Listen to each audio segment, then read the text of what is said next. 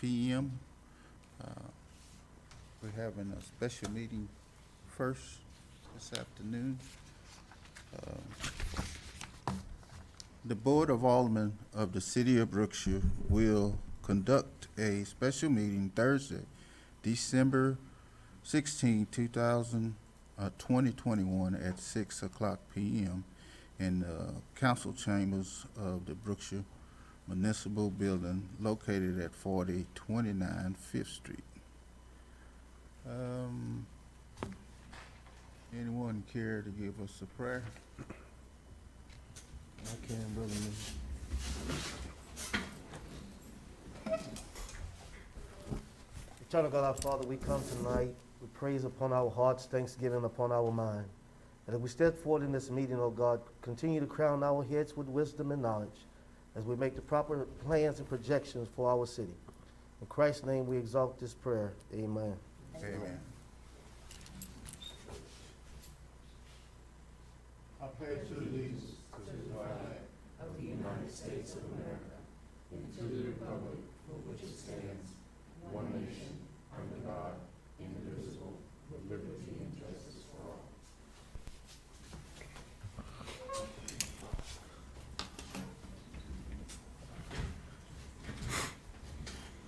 all. Ms. Harrison, would you please call us to order? Mayor Branch, Here. Mayor Pro Tem Green, Present. Alderman Jones, Present. Alderwoman Taylor, Here. Alderwoman Branch, Here. Alderman Stamps is absent. You have a quorum, Mayor. Okay, thank you. We'll move on to agenda item number 3, which is public comments. I have the sheet here. No one has signed up with, or do you would like to speak in public comments? No? Okay. Okay, we'll move on to agenda item number 4, discussion and possible action regarding amending the city development standards and related regulations. Ms. Thank you. Lata? Thank you. My name is Lata Krishnarao, and it's good to be back again. We started this discussion a couple of sessions back. The first session was an overview of the changes, and then at that time, the council wanted to delve a little bit more deeper. So we started that process, I think last week. And so this is our second session. So we covered some general standards, we covered some adjacency requirements. So we are jumping into the corridor development standards now. And just kind of going back, this is in your packet, and I just added a few pictures here. But I also have a PowerPoint that you saw last time, so I might try to go back and forth and see how that works. So, so basically, you know, where does this come from? The city of Brookshire's comprehensive plan does talk about the city being how important it is for the city to improve the physical appearance and enhance attractiveness. And that is really, you know, very important for economic development and quality of life issues. And so one of the things that the comp plan does talk about, like other cities, is how important especially it is to look at the development along the corridors or the main thoroughfares, because that's where people travel and get their first impression of the city. So this is an excerpt from the comprehensive plan that specifically talks about how promoting visually appealing development in commercial centers and along thoroughfares is important. So the other thing that the comprehensive plan mentioned also is enhancing the community appearance, including removal of dilapidated buildings and making sure that yards are maintained. So, and then so one of our recommendations would be to consider some of the standards that we have drafted for your corridor overlays and see if that would be appropriate for the city of Brookshire. So some of the additions that we have, so this whole addition is this chapter on corridor overlay districts, which would be a section in your code of ordinances. One of the things we discussed is And, we'll probably have to work with Justin and see how, if we can bring all the development-related codes that are scattered all over in your Code of Ordinances to one place, maybe call it a new chapter. Some cities just call it Unified Development Code, but even just call it development regulations so that people know where to look for these things and they don't get missed. So the recommendation here is to add a section called the Corridor Overlay Standards. And the purpose would be to improve the appearance of the areas that I just discussed. And the way the overlay standards work is they will take the underlying requirements and add specific standards that have been identified just for these corridors.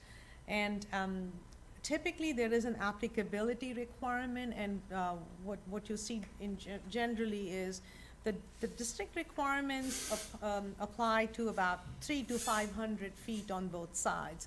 So somebody has a 50-acre lot, really the emphasis here is what you see from the corridors. So just the 300 or 500 or whatever you want to consider would be subject to this. Some cities will say the entire tract or the parcel on each side. Sometimes that can get more difficult for developers. So the recommendation right now is to just say 300 feet on both sides. And what we did was we included the thoroughfares, collectors, and tollway. That is shown on the proposed thoroughfare plan. And some of these streets are mentioned here, really. And if you look at the map, this is basically the major streets that you have in Brookshire. So you would include all the green colored ones, which are the thoroughfares, the collectors, which are brown, and then the highway. And so what this does is, the way it's written is, it's not just existing, it's also proposed thoroughfare. So you will probably hear somebody come and claim that if you have like an extension of a street, and really the street is a farm to market road right now, nothing, and they'll say, why do you want to, why do you want us to enhance that street and meet these standards? The thought is, when the street does expand, it will be a thoroughfare or a collector, and it's easier to do things beforehand. It's always harder to go back and fix it. So it's just one of those things, what comes first, the horse or the cart. But this is a forward-looking plan, so it will address some of those areas. And then, some of the regulations, the height area requirements all fall back to the base requirements. And so the exterior design standards, we talked a little bit about that as to how the cities are really restricted from enforcing this, but what we are seeing is more like these guidelines are recommended. And why is that important? It's really, if somebody is just developing something by right, they may or may not have to follow these guidelines, but if there is any agreement, a development agreement or a similar instrument that they come to you for, these will help, these guidelines will help, and then you can say, yes, this is what we have envisioned for the city, and we would like to come close to these requirements or guidelines. So what you typically see is the exterior wall standards are 100% masonry or glass for the portion that's faces the street. The sides are typically 50%, and then metal and exposed fasteners are discouraged. Architectural metals are okay for certain areas.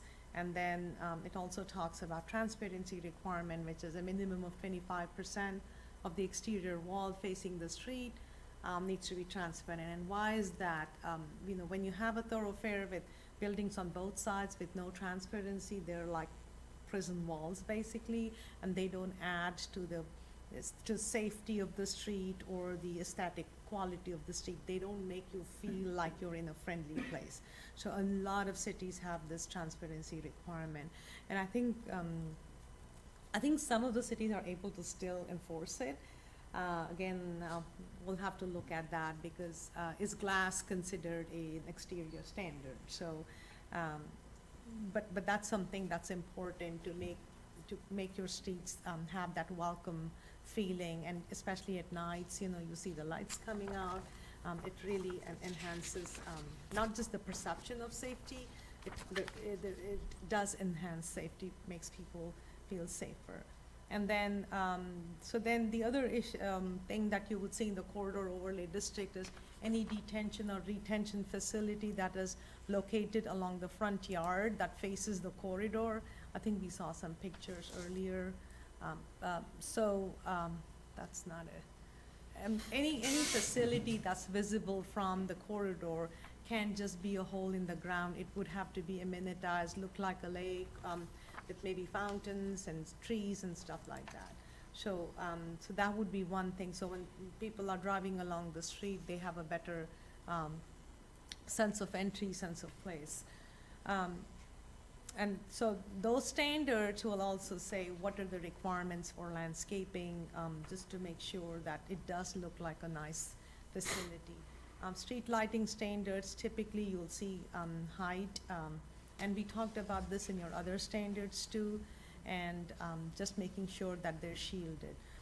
Screening standards, we talked about that, making sure that any loading areas, refuse containers, rear of structures and stuff like that are screened from the street, and the approved techniques would include masonry fences or a wall, vegetative screens, landscape berms, or a combination. Typically, chain link fences and wooden fences would not be permitted unless they have a row of shrubs.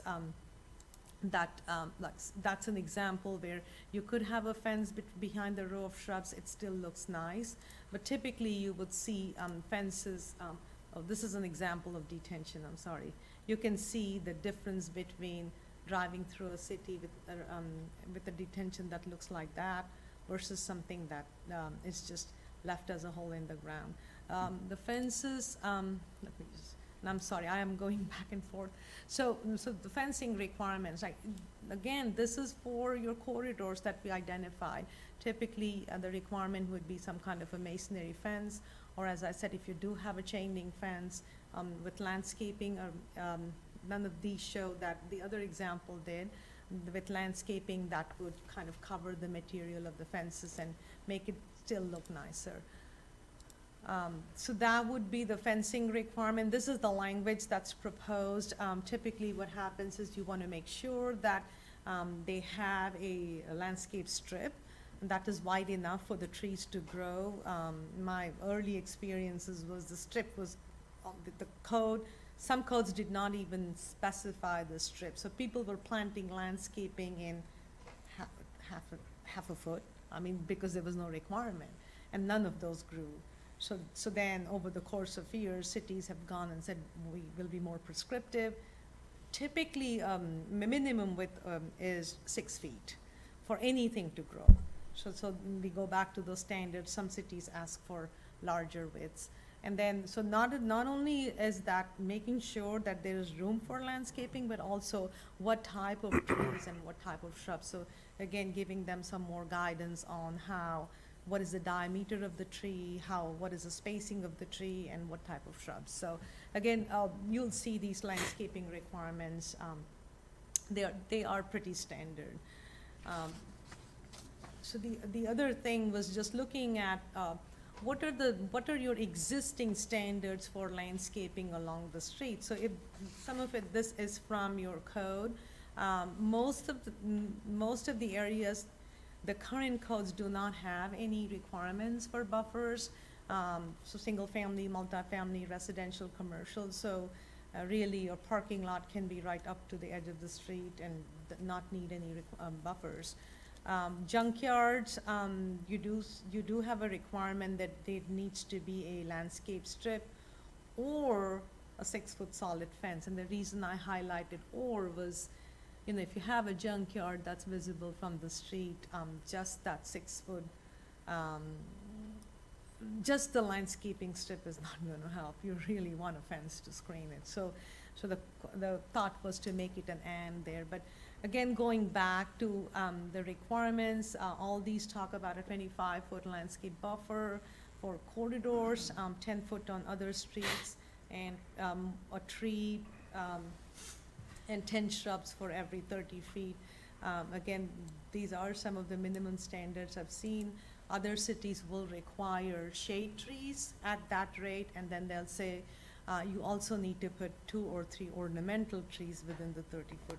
I have not included that. I just wanted to make sure that I wasn't just going too much to the other side. So- I have a question, because I know that we already have this issue on 6th and Waller Avenue, where they've planted trees and they were small when they planted them, but now they're very large oak trees, and you have a hard time getting onto the roadway because you can't see.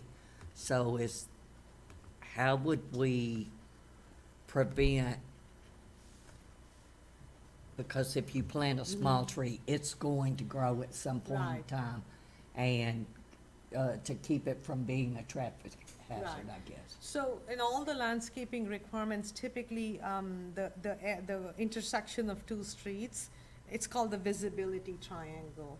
So what the requirement will have is, say, from the intersection of 2 streets, 25 feet on each side, if you draw a curve there, the landscaping there needs to be below 2 feet or above a clearance of 6 feet. So that when you're in your car, that window, that cone, the vision cone is kept clear. I'll make sure that's included here. Okay, and here at Fifth and Waller Avenue, you have to pull out quite a bit in order to be able to Right. see.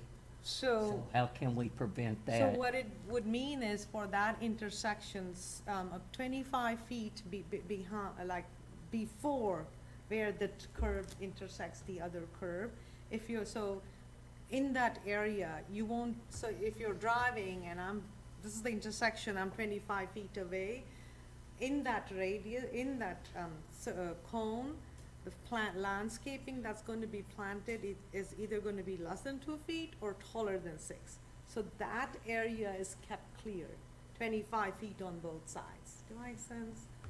Yes, Yeah. but my problem is the fence line is already there. So that So- triangle should apply to fences too.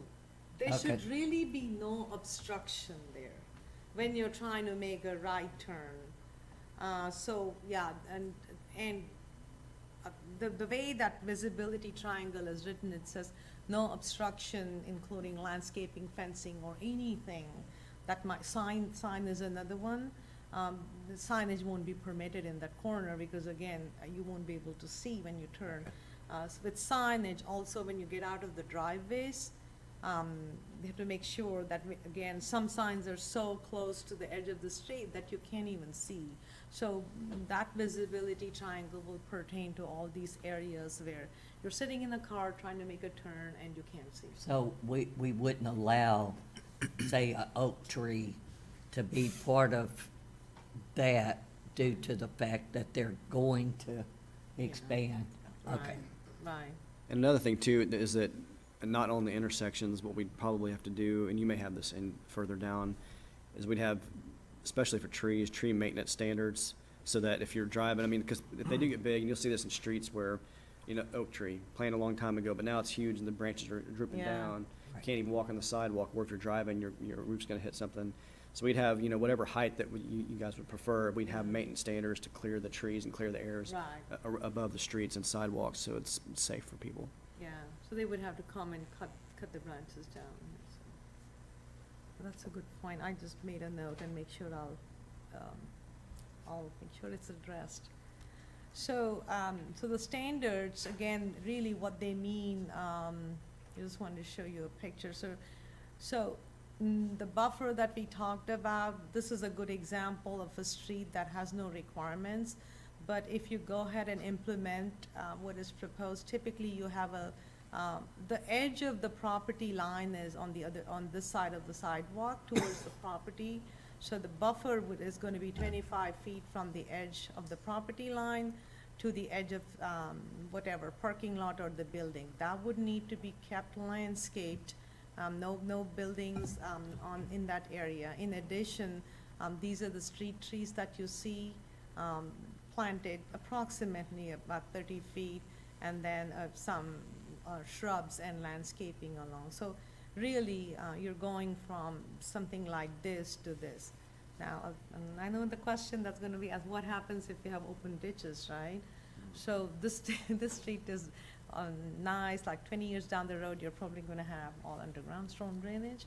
But till then, the ditch is accommodated in that 25 feet. There is enough room to put landscaping on either side or on one side. So, and then for residential, some of the standards, like this is from my city. So earlier subdivisions, this is where the road ended. This is the entire street right of way. So you have your ditch, and then the right of way line is somewhere here. This is the property line. So they have put wooden fences, and of course there's no room. But what we are seeing now is more like when you have a street. Again, now this would apply to exterior boundaries of the subdivision that abut the street. So not in really local streets, more thoroughfares and collectors, where you can see in this example, this is a thoroughfare street. This subdivision has a 25-foot buffer here and a row of trees and shrubs, and this is what it looks like. So not only for residential subdivisions does it make it look aesthetic, but also it provides that separation between the main road and a house that might be just 25 feet away from the property line. So you can see in this case, the house is very close, but if you have that buffer, the houses start getting more protected. And this street is what this looks like. You know, you have this buffer, you have your trees and shrubs. And this is another example of how paying attention to entrances. So this is something that we'll address in your subdivision requirements, making sure that you have entry landscaping, but also when they plat the property, it's important to plat these reserves in the plat, because this land really doesn't belong to the parcel, and neither is it the right-of-way. It's a landscape reserve, which can accommodate utilities, but it's going to be maintained by the homeowners association. So the city is not going to be responsible for that. So That was the question I had. And Justin, say that we implement this and some people are grandfathered in. Is there a way that we could make grants? This is a question. Make grants available for businesses to do. Satisfy, your EDC can do that for sure. And you'll see a lot of EDCs do that, maybe not in this direct context, but that's how you'll have like downtown improvement grants and those kind of programs. A lot of those are EDC, funded programs. And so if your EDC wanted to take something up like that, it could definitely fund it. And then you also see, in terms of signage, you see subdivision signs, and that's another thing that we will address, that making or giving these subdivisions an opportunity to have a nice entryway subdivision signs. And again, all these design standards relate back to platting, because like I said, when you plat the land, it needs to be, we need to make sure that it's a reserve that's maintained by them, otherwise it's not gonna happen, so. The other things, if you remember from the PowerPoint, we talked about ground-mounted structures and making sure that they're screened by landscaping or some kind of screening, and then also screening off-street parking, and kind of goes back to the same concept that all parking lots would need to have that 25-foot buffer from the right-of-way. And if, especially if the parking lot is in front of the building. Now, if the building chooses to be along the street with the parking at the back, then that buffer may be reduced to 15 feet. And the reason that incentive is written is to kind of encourage buildings to be upfront so that they can showcase their facades instead of having a sea of parking lot and the building at the back. So, so the incentive is to reduce that 25-foot buffer to 15. And then it also talks about the height of the buffer to maintain it to 36 feet so that you still have visibility. And then, of course, talking about the spacing of the shrubs. And so this is what it would look like. this is a street with no standards, you know, the curb, you see this green space, that's really the right of way, it's not the property, because you see that ditch here. So in this case, the parking lot is built right up to the property line, no screening. But if you look at other examples, especially here, the street is at the back and you have a row of trees, a row of shrubs, and then your parking. What it also does is, from a safety perspective, is when somebody's driving into your into a driveway of a commercial development, they have a little bit of room, and it's in terms of vehicular safety, you have room to go in and turn. Otherwise, there are no physical barriers in other cases. And another example of how incorporating landscaping standards inside your parking lot, making sure the standards, what they look like is, hey, a 1 inch of caliper for every 5 parking spaces, making sure the islands are a minimum of 6 feet or 9 feet wide, and also mandating, you know, how many islands need to be in the parking lot. So that is what when you start translating into text, that's what this looks like, basically. Making sure there's a continuous hedge, landscaping, and having some minimum spacing requirements, so that you get that effect. Manufactured home park subdivision, you know, we know that especially in Texas and all over the country, it is a necessity. Sometimes they are good to provide some affordable housing, but they can be regulated to make sure that they can blend into the community and meet the community character. So what are we looking at basically here is, this is again along the corridor. If you have a park, it doesn't have to look like this. With the buffers incorporated, with trees and shrubs, you can kind of soften it, and additionally with some fencing, it can be more pleasing. So this goes back to, like, I keep harping on 3 or 4 things: the width of the landscape buffer, and the requirement for trees, and requirement for shrubs, and then if required, some fencing. So now, so just going back to fencing though, so there are a few types of fencing that we generally see, but residential subdivision fencing is a good one. And we talked a little bit about that, but then making sure that residential subdivision fences are the perimeter fences along the residence that would typically be visible from your collectors and thoroughfares. So just requiring that if they are visible, that they be constructed of masonry materials, unless you have large subdivisions where the lot size is half acre or more, then they can have a wood rail fence, because a lot of larger lot subdivisions have that rural character, and they might not, they might want a fence but not have a masonry fence. Now the question, I guess, earlier we had this discussion that are fences required? No, fences are not required. This is just for if you, fences are not required in these instances between residential lots. Let me phrase that correctly. Fences are required along the perimeter of your subdivision. Fences are required for buffering purposes and for screening purposes, but between 2 residential lots, right now the code does not require a fence, and typically cities don't require it. People just want to put it, so the cities will say, if you do have a fence, this is what you need to meet. And fences are not permitted for residential in the front yard,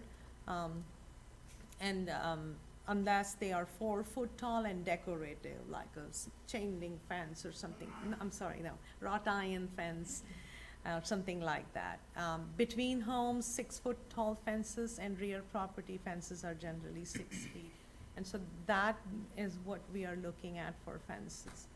And then, again, so outdoor activity, outdoor display. So there's 3 things that cities typically address: just outdoor uses, right? When somebody is using, especially in commercial, their parking lot for something else, some use, like a fair or selling hot dogs or whatever it is, that's considered a use. The second issue is display, like Home Depot displaying all their stuff outside. like they're, or Walmart doing that. And then the third is an outdoor storage. So outdoor storage is something that stays there 24 hours a day, 7 days a week. So cities will regulate all three of them. Outdoor uses typically are not permitted, and they will restrict it to industrial areas where it may be provided in the rear and side yards. But when you look at a corridor for retail, commercial, outdoor uses are not encouraged. Outdoor display is permitted with certain restrictions. One is if it's confined to the pedestrian walkway right adjacent to the building. So you have a CVS and you have a walkway outside, you can have some type of a display there. And then there are restrictions to make sure that it's not like a permanent display, and it can't extend more than 10 feet beyond the building. And it has to be located under a permanent structure.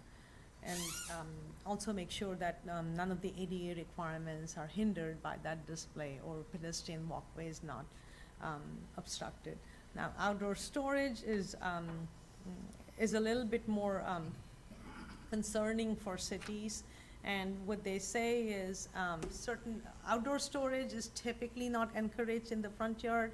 And even if it's in the side or the yard rear, they say it needs to be screened so that it's not visible from the street or from adjacent residential areas. I mean, if you have a single-family home, you don't want to be looking into an outdoor storage area, especially when the uses are not permitted to be regulated. So this is where that fencing requirement comes in: opaque screen minimum of 8 feet high and not more than 10 feet. And some of the techniques would include masonry fences or just opaque evergreen vegetative screens, landscape berms, or a combination.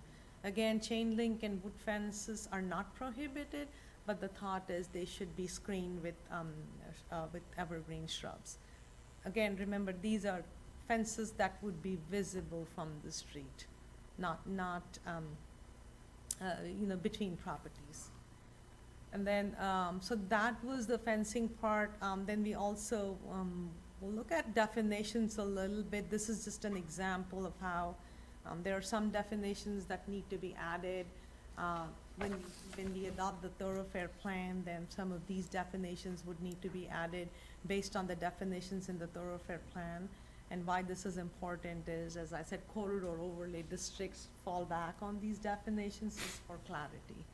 And just, so also going back, the code, I think over the years, different nomenclature for streets was used: arterials, collectors, thoroughfares. So just kind of cleaning it up and make sure that all these street classification refers to the adopted thoroughfare plan, so that there is no ambiguity in, is it an arterial, is it a collector, is it a thoroughfare?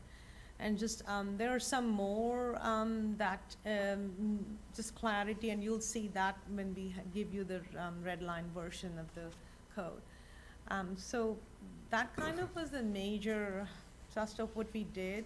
Some other things definitely, I don't know if we want to do it now, but when it comes to platting, I think one thing we realized is your code addresses only 2 types of plat: preliminary and final. And what that means is every plat, no matter how small or minor it is, needs to come to the city council twice. The Texas local government code actually allows for other types of plats too. For example, a minor plat. If it's a 1-lot subdivision, it's never been platted, and somebody just wants to plat a 1-lot subdivision that doesn't affect anything. It's there, it's not affecting the street. And I think minor lot can allow up to creation of 4 lots, but again, no effect on any infrastructure. The statutes will allow something called a minor plat, and that the advantage is the minor plat can be approved administratively, so it's a quicker process. And if you would like, you can look into that. There is a replat process again, which is not a 2-step process. If somebody has an existing platted subdivision and just want to change, they can just do a one-step process, and typically that would need to come back to you.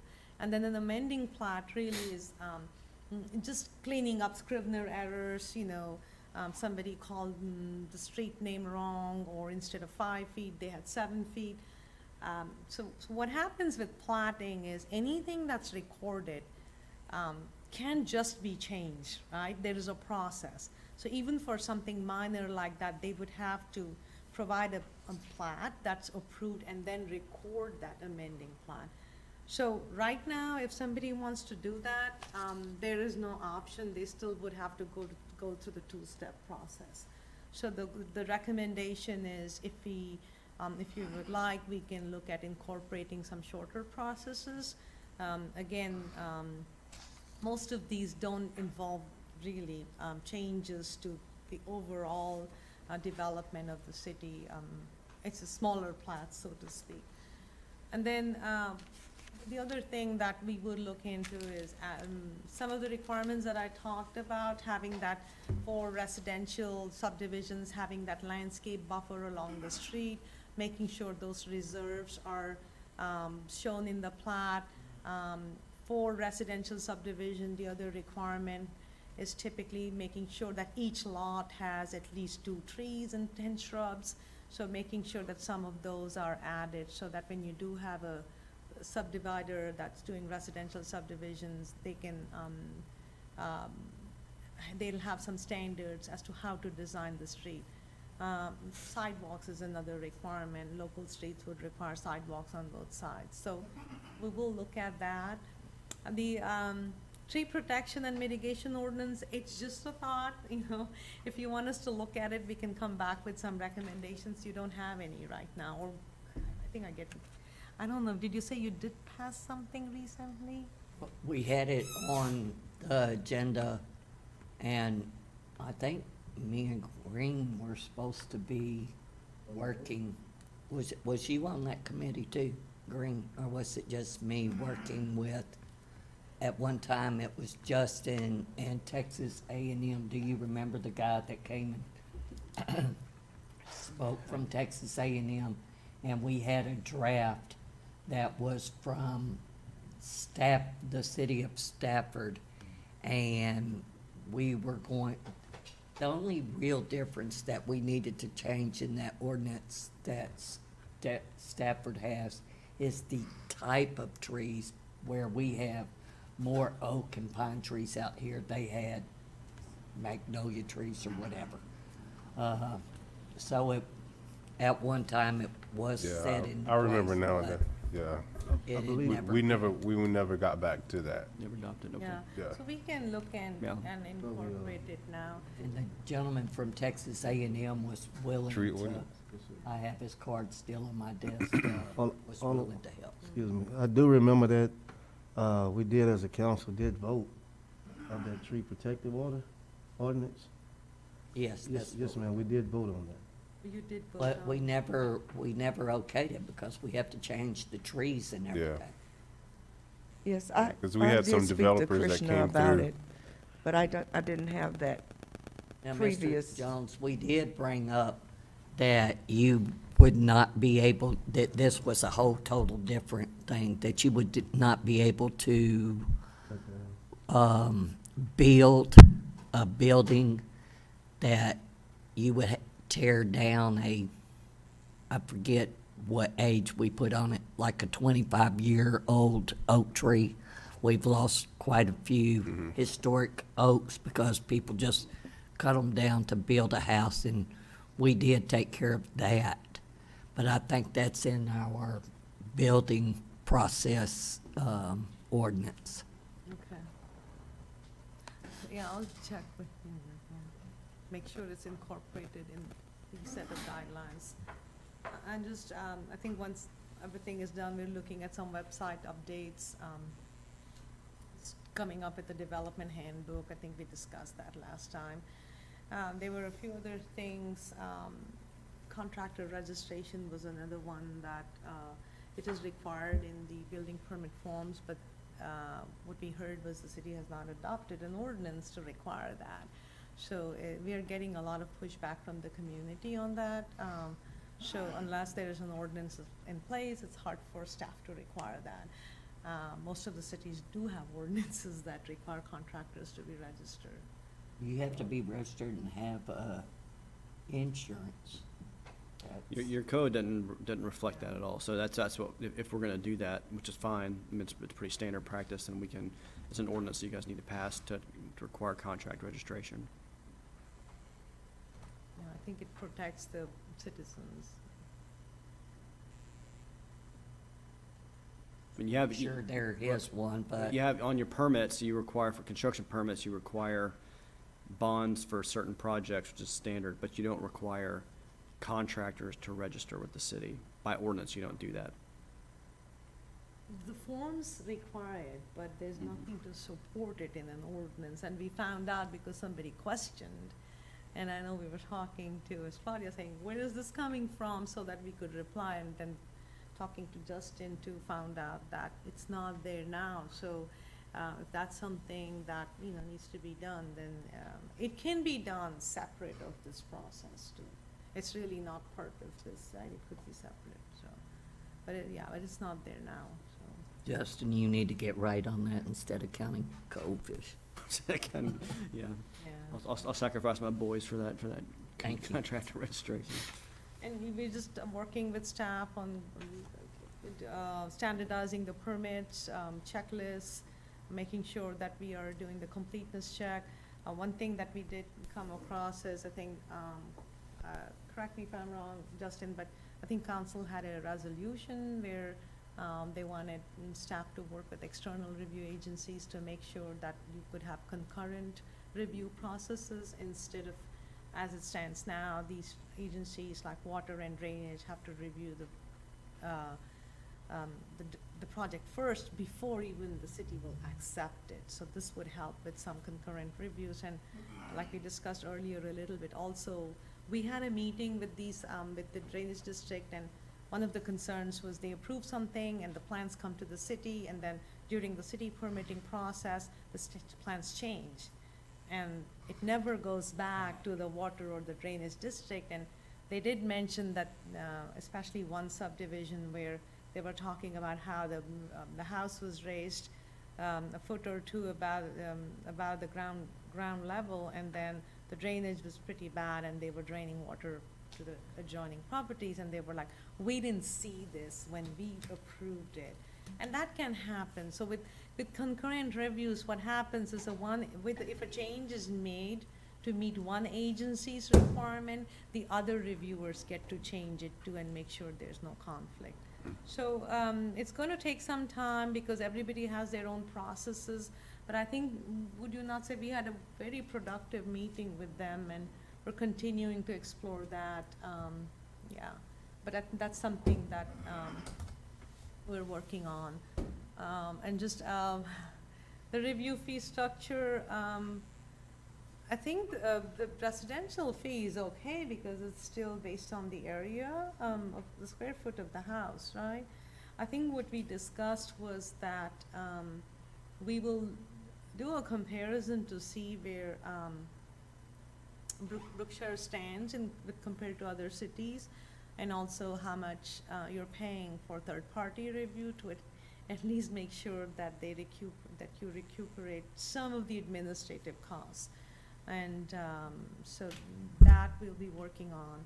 And then the last one, really, I think we discussed this, is I think adopting a higher flood zone design standards based on Atlas 14. After Hurricane Harvey, a lot of cities did go ahead and adopt this, especially because that 100-year storm is happening too often now. So some of those standards are really outdated. Again, that's for a later date, something to think about, but I think it would be beneficial to adopt those floodplain standards. And I don't know how it affects their SRO rating, but something to think about. So that was the list that we sometimes see, yeah. Yeah, that's where we kind of are now. If you're okay with some of the changes that we discussed, We are ready to go back and work with Justin to make the changes to the code and get it adopted, so that city can start requiring some of those things that we discussed. If you have any other concerns, something that you have seen over the years, if you can share that with us, we will definitely look into it. If you see that, drive by another city and you wonder how they're doing it or why that's not being done, we can look at that. Just so the council knows, the process to do that is going to do an ordinance, and probably the easiest way to do it would be, because there's so many changes, we'd probably just do a complete repeal and replace, so we have a brand-new ordinance for you to look through and have time to go through it. And then just the actual process is that, I mean, we only have one reading of an ordinance here, but state law requires us to do a public hearing when you adjust development standards, and so we have at least one of those. And so it depends on how involved we want the public to be, or how involved you want the public to be, or development community, or whatever. We can either really promote that one public hearing, nothing prohibits us from having more than one if you wanted to do that. But at the end of the day, it's one public hearing, one ordinance, and then if it's approved, that's what's gonna be replaced.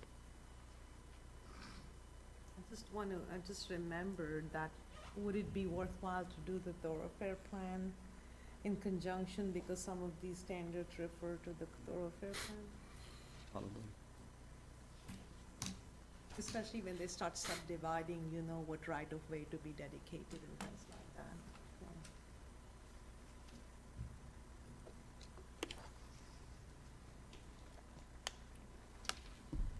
that. I think this is long past due.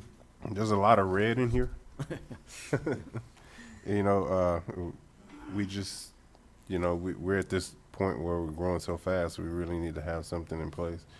And we've tried down through the years to try to put things in place, but we never had someone come in and kind of do an audit on what we have in place to point out everything. So this is excellent.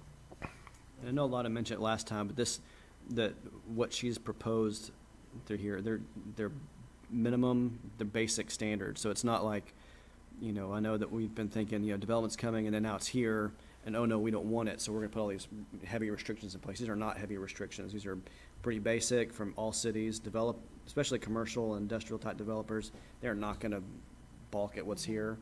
And big residential developers are gonna expect what's been proposed. So it's not a negative development thing. It's really just catching up to what the standard is around this area. Thank you.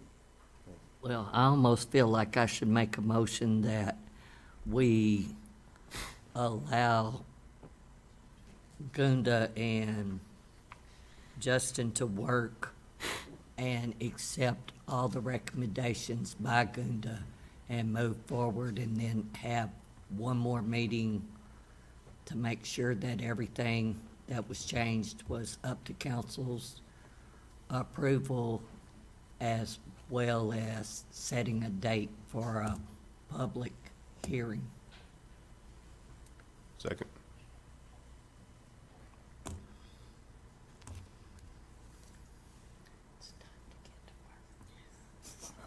So, what we can do is, We can let the vote go first. And then we can I'm talk. sorry, no As discussion. long as you vote. 4. And Ms. Taylor. 4. Okay. Motion carries. And you can finish what you started. Yeah, to say. so I was thinking, and I was gonna look at Justin for directive too, is maybe just bring back the red line version of the actual code. Mhm. So you'll know how it fits into your current code of ordinances and what the language is gonna look like, so. And And that's- like Lana said, there's probably a lot of ways we could do it, but I think the easiest way is gonna be just to repeal and replace. And it may, because the way it's structured now, we got 3 or 4 sections that all relate to development, and it would be a lot easier for everybody, staff and the development community, if it was in one spot. So it may be something, it may look like a lot of changes, but probably what's gonna happen is we're moving parts around and putting them in one spot, so it's just easy to fall through, so you know exactly what you're doing at one spot in the code. And so typically, you know, what we do is just use the basic redlining standards. Whatever is stricken out will be shown as stricken out. Whatever is added will be in underlined text. If something is moved, we'll just make a notation that even though it's added, it's just moved from somewhere else. So you know exactly what's new, what's moved, and what's taken out. It might. Oh, come on, we're done. Mhm. Any other questions or discussion? Okay, we'll move to agenda item number 5, adjournment. I make a motion, we adjourn. Second. Ms. Green? 4. And Mr. Jones? 4. Thank you.